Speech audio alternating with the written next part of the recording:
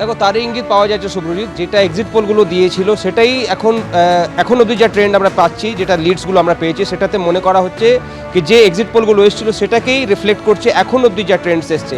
এবং এইটাই যদি বহাল থাকে সেক্ষেত্রে বলতেই পারো কি এখন 26-27 বছর হলো দিল্লির সরকার থেকে বাইরে ছিল বিজেপি, তারা এই বনবাস দূর হবে এবং তারা সরকারে আসবেন।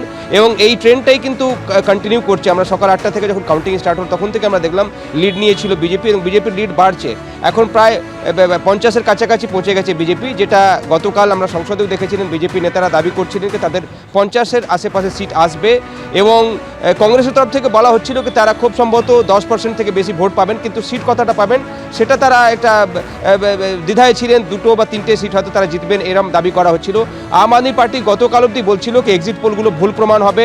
অরবিন্দ কেজরিওয়াল গতকালই বলেছেন কি তার যারা বিধায়ক তাদেরকে অফার দেওয়া হচ্ছে কোটি কোটি টাকা শিফট করার জন্য রেজাল্ট আসার পর। অর্থাৎ তিনি বলছিলেন কি আগে থেকে বিজেপি যে নম্বর পাবে না সেই তার জন্যই কিন্তু বিজেপি নেতারা আম আদমি পার্টির যারা বিধায়ক হতে চলেছেন তাদেরকে অফার দেওয়া হচ্ছে। কিন্তু এখনকার যা ট্রেন্ড আমরা দেখছি শুভজিৎ, সেটাতে স্পষ্ট হচ্ছে কি বিজেপি হয়তো ফেরত আসতে চলেছে সরকারে। 26-27 বছর পর তাদের যে বনবাস ছিল সেটা দূর হতে চলেছে। আমরা জানি কি শিলা দেখিয়েছিলেন মুখ্যমন্ত্রী, তারপর অরবিন্দ কেজরিওয়াল, এবং এই টার্মগুলোতে বিরোধী আসনে বসতে হয়েছিল বিজেপিকে। এবার হয়তো তারা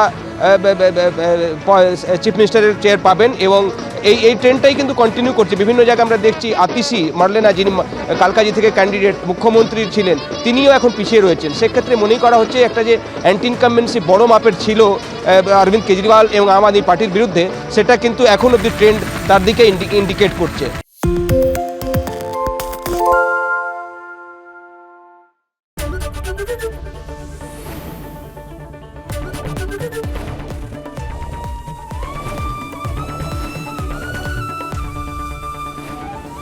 এবিপি আনন্দ, এগিয়ে থাকে, এগিয়ে রাখে।